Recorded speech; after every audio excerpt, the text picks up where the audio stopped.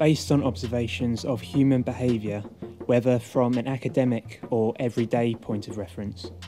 The media undoubtedly shapes varying degrees of values, opinions, and egotistical characteristics of many minds in society. It's crucial to point out that the brain itself is a malleable construct, and neural structures are changed and remade continuously over time.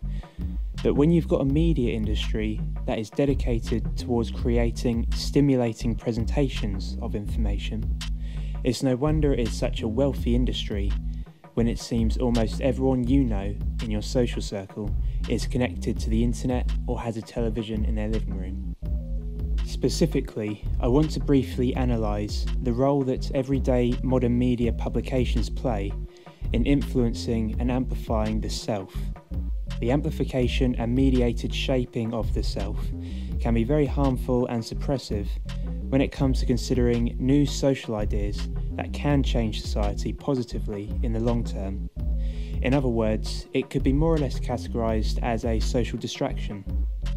And after watching this video, I'm sure you would agree that a lot of mediated information is socially irrelevant and only serves to satisfy the self-serving personalities people tend to adopt in modern lifestyles.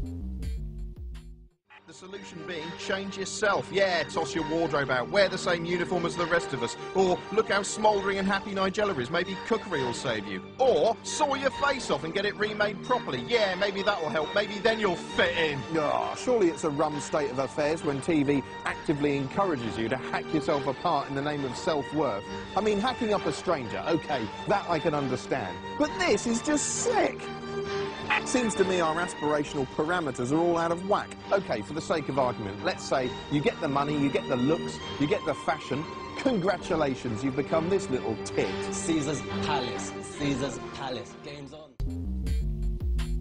If media cannot reach the emotional areas of the brain, then certain newspapers, television programmes, or even internet websites may have difficulty grabbing attention and market share. In the UK, tabloid newspapers are generally the most responsible for building up sensationalised articles and using certain vocabulary and imagery to convey their own politically motivated thoughts on a given subject, which inevitably they would prefer for their reader to adopt or agree to. Words to describe a convicted sociopath as evil or a monster only serves to spread hatred and short-sighted judgment against troubled individuals or groups in society. And unfortunately, this does not encourage looking into the root causes of the behaviours that person used against society. Such emotive publications enhance the likelihood of uneducated opinions spreading, which lead to people thinking that their own emotionally constructed viewpoint on a given subject is more important over others. And here we witness the self being reinforced. It's an unfortunate cyclical process. Many tabloids in the UK which adopt this tragic method of journalism actually have the highest market shares.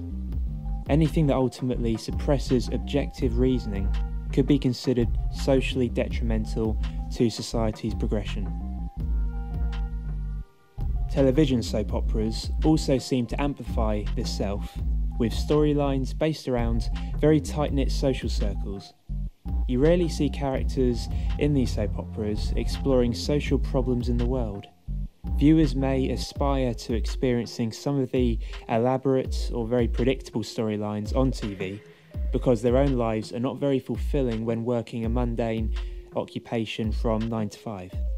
If people are not exposed to films or soap operas that convey concern for the planet or over societal problems or ideas regarding socio-economic improvements, all they'll latch onto are morals and stories that remain short-sighted in thought.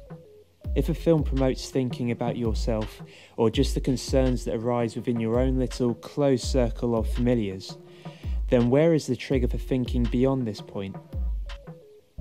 The answer is that there is none. We may look to the news for our source of information in the world, but rarely do we act upon finding solutions for poverty, world hunger, war, crime, and many other preventable social diseases after watching the news at 10.